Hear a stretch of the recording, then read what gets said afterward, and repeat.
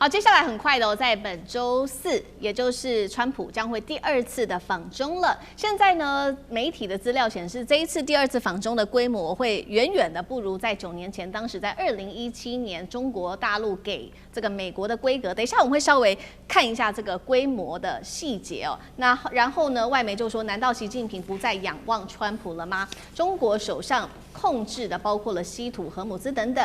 那美国接下来会如何来跟中方一起做交易呢？今天就这些议题，我们会一起来做关心。习川会其实很快哦，本周四14日正式的登场。私下层面，我们今天要来特别看到，从行程、从规模来看，外媒说已经不如2017年当时有这种帝王般的一个规格待遇了，确定不会再有，真的是这样吗？先来看一下当时2017年跟今年的规格列出来，同样两边呢都是3天2夜，只是说这一次今年哦，真的从扣掉了说这个飞机落地的时间，一直到下榻啊等等，真的有的行程其实呢只有1天半的左右的时间而已。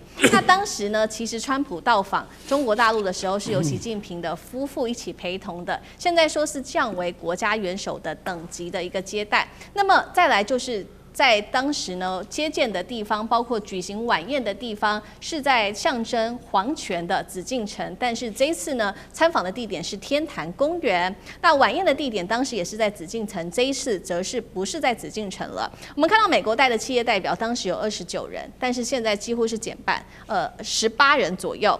中国当时在2017年下的订单其实是非常大的，签下了2000多亿美元的大订单。现在是说，今年恐怕难以突破当年9年前的这种大订单的规模了，是这样子吗？大陆第2次接待川普，不再给帝王般的规格，怎么解读？苑老师，大家要知道哈，这个在外交的场合当中啊，这个变化是瞬息万变，就从2017年到2026年呢。中美之间的关系的变化是奇大无比，几乎没有办法相信这个形容啊！我印象中非常清楚，这个2017川普刚上任的时候啊，大家都是有一点惊讶，因为川普原来啊是以一种电视主持人的方式，然后就是用各种的情况下，那个2016年川普刚选上到2017年的时候，那正是要重新建造美国那个蓄势待发。大家记不记得那个川普一开始很听话的，都是用将军当国务卿啊，后来通通闹翻了啊，那都不晓得到了第2任就搞成这个样子。所以川普这边的话呢，他自己是制造这种结果，让中美的关系的话。2018年的5月，我印象中非常清楚，那个时候美国的副总统叫 Mark Pence。Pence 的时候呢，对这个中国讲话的时候，2018年5月，我那时候在上海听到这个演讲的全部内容，我当时听完就感觉上跟宣战一模一样。后来就开始一连串的科技战打压，然后当然了，有拜登总统的话呢，是创下有史以来美国唯一的总统，从来没有来过中国。当然，因为疫情也占了一部分的原因，但是有一部分非常重要，就是说美国在中国人心目中地位，从基本上啊。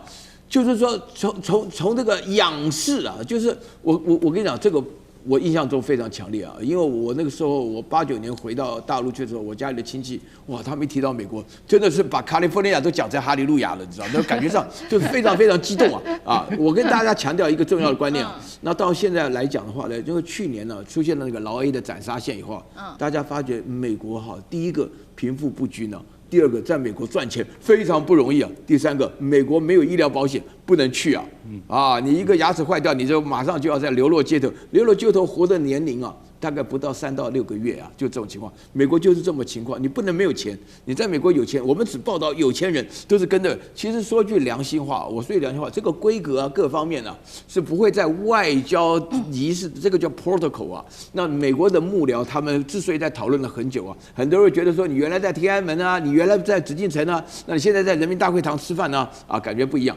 这个美国的所有的幕僚他们都会争执的。那美国的幕僚争执，以前我在留学的时候，那个布鲁塞尔的时候是欧盟的总部，是那个来的时候，美国总统一出来就24辆车，那大陆的领导人出来也是24辆车，这是他们的 protocol， 这是一点都不能省的。那这里头他们会协商。至于说我们在讲的到紫禁城当皇帝，这个对美国来讲不是重点，但是重点是接下来他带的代表团里面要干什么。要买什么。然后呢，这一次很明显的是，这2017年的时候是中国有求于美国，那这一次的话，很明显是美国。我今天想了一下，我来不及念，大概有7、8件事情只有求于中国的是这种情况下，比如说3B 我这个 Beef and Boeing 那这个大家3B 里面就是美国希望中国能够网开一面多买，但是中国本身来讲，一定是拿着要买的东西当成一个钓饵，就挂在高高的，让美国这个狗跳来跳去这种情况。好，那我们等一下也请干哥笑成这样。好，我们等一下也请玉珠来帮我们看，到底是中国有求于美国，还是美国有求于中国比较多呢？刚刚其实苑老师有特别提到说，中国有求于美国的是3T， 那哪3T？带观众朋友稍微看一下，包括了tariffs， 还有 technology 跟 Taiwan， 这当中包括了关税、科技、台湾。那美国有求于中国大陆的部分则是5B， 包括了 Boeing 这个波音飞机，还有 beef 美国的牛肉，还有 soybeans 大豆，还有就是投资委员会 Board of Investment 跟贸易委员会 Board of Trade。等一下一起来看，再来就是川普不断的强调说，我跟习近平是好朋友，他将会给我一个大大的拥抱，跟他过去这个态度上的作风完全不一样。现在到底谁比较占上风？那玉君又怎么解读？这个我们以前看一个那个康熙大帝说，这个我希望再戒500年哈，我现在终于知道为什么帝王也有戒500年，因为这2个人根本就不在同一个时空上面。一个呢，他在跟2年的时间赛跑，一个是没有时间任期式的一个领导人所以呢，一个呢是在这个大交易的一个思考下，一个是在大战略的思考下你看，关税是一个5年的计划，科技是一个10年的布局，台湾是一个30年的主权。对，那川普都来想什么？川普都来想2年后的选举。对这个刚才老师说这个 beef soybeans， 这两年的大豆，对不对？他这个选举，他这个 beef 里面呢还很好笑，这个 beef 农民的想法跟这个消费者的想法还不一定是一致的。对，这还不一定搞得定。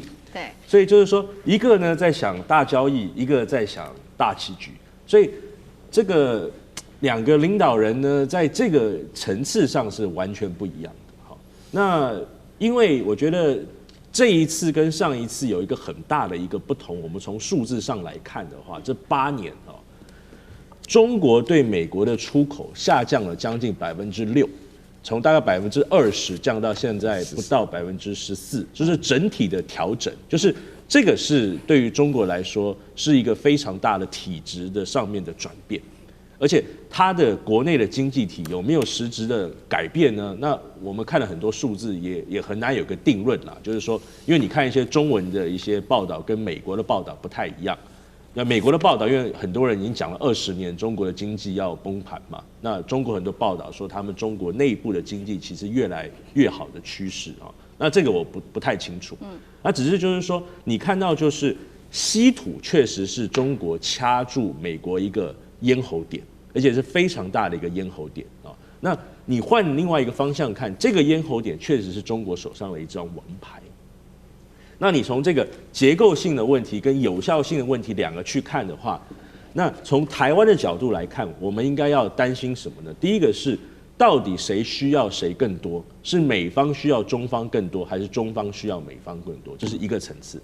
第2个层次是习近平需要川普更多，还是川普需要习近平更多？这是第2个层次。那虽然川普不再需要选举，但是他在共和党内，或者是说他还有他的接班人的问题还有他家族的问题我们前几天看到，哇，这个川普家族太厉害了，他当总统2年，他家族的这个财富翻了3倍从20亿美金翻到60几70亿美金这个哇，那这个以后我看很多富人都要来选总统了第2个是谁主导了议题？那这些议题是由谁来绑定的？是就谁主导议题，就是说，这个钱在谁手上？比方说科技战这些这个技术在谁手上这个关税我们为什么说关税？因为中国是出口方，美国是买方，或者说大豆、牛肉谁是买方，谁是卖方？这些议题是谁来绑定的？那最后我觉得台湾议题大家比较担忧的就是说，你从上海公报、建交公报到8A7公报到6项保证，台湾问题不应该被拿到谈判桌上来谈判。那今天这个议题到底是谁放上这个谈判桌的？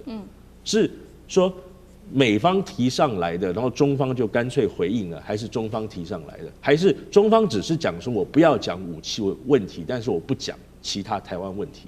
那美方最后会不会做出让步，说我反对台湾独立？这是完全反对民主的一种做法。是。那我觉得，如果川普做出这样子这么多的让步的话，那我觉得我刚才3个答案都非常清楚，他显然一定是在居下方的一部分，要么他何必要做出这么多，连他党内可能都不一定会对他满意或对他了解的做出这么样的一个事情来呢？好，同样的问题也特别请教干哥，就是说谁比较需要谁多一些，那谁更胜一些些？刚刚玉君也帮我们提到，一边是大棋局，那一边是关乎很快的就自己的选情，那干哥又怎么看？好，你看，如果说如果中国人自己讲说，习近平也有荷姆兹海峡，讲这句话的话，是中国人自己讲的话，对，那就是什么？那就是自夸嘛，对不对？对，不是，这个是 BBC 报道的，其实这个是来自哪里的？布鲁金斯美国智库研究学者，他讲呢，中国就是有像伊朗那样，你没有办法能够越雷池的荷姆兹海峡，那一条海峡就叫做稀土。所以玉军刚刚讲的很对，为什么？因为他们说，在 AI 的正式揭开的这个两边的科技战的时候，你知道中国的跳舞机器人不是很出名吗？对不对？搞到春晚上面也有啊，对不对？现在这等于是在 AI 的产业里面一个非常大的议题跟亮点，但是呢，它需要非常高阶的晶片。这个高阶晶片要从哪里来？从辉达来。对。还是要跟美国买？没有关系。习近平这次跟那个川普见了这个面之后，就在想，他一定会问他这个问题：我的机器人还要跳舞啊？那请问你给不给晶片呢？如果不给的话，是不是？那我们的荷姆兹海峡就会跑出来，那就叫稀土。其实中国那个分析他讲得很清楚，他说中国随时可以中断供应链。美国自己本身是有稀土的，但是我们都知道，美国自力开发稀土的生产跟洗矿，那还要在20年。他们说现在川普希望在12年之内，美国的生产线自己要能够对于明尼苏达州以及北卡罗来纳的就是矿岩，能够自己来精炼稀土，但是我觉得那个可能性是很低的，所以这个就是很简单的道理，就是说，这一次我们会谈除了就是说像这个你说晶片贸易的问题之外，另外一个就刚刚玉君有提到的，那台湾问题到底要不要谈？一定会谈，可是就是像中国希望什么？希望川普你要说出4个大字，叫做反对台独，就是 do not support。可是说句实在话，要叫川普讲出 do not support， 这个可能是比登天还难。为什么？因为依照他们的外交辞令的惯例，可能说不出这样的话嘛。因为以前普通都是说就说那个反对嘛，就是 opposition 嘛，对不对？我讲反了，就是说应该是说他讲不出反对 opposition 他只能讲得出不支持 do not support 不支持，对不对？我讲反了。但是你现在来讲的话，我习近平当然是希望你要讲出 opposition， 就是反对，完全反对。那那个川普能讲这种话吗？他讲这种话，可能回去以后，他在众议院跟参议院他都完蛋了，对不对？对，因为这有违他对台湾的承诺。那所以到底应该怎么样？我讲句实在话，那个1.25兆对台湾的那个军售在我们就是说认知的专家里面看起来，这个议题根本就是过度炒作了。为什么？因为其实这1.25兆的军购里面没有真正能够防卫台湾的武器。这件事情中国清不清楚？很清楚，因为真正的攻击性武器美国没有卖给我们。但不管怎么样，中国希望能够拖延。就是说，至少你今天川普来跟我谈过以后，你不要回去又卖东西了嘛，对不对？你又卖武器给我们的话，那我们谈的意思是什么意思呢？是不是？所以你今天能够站在你不支持台独的立场，但是对于台湾的武器供应的话，是不是能够再延缓一阵子？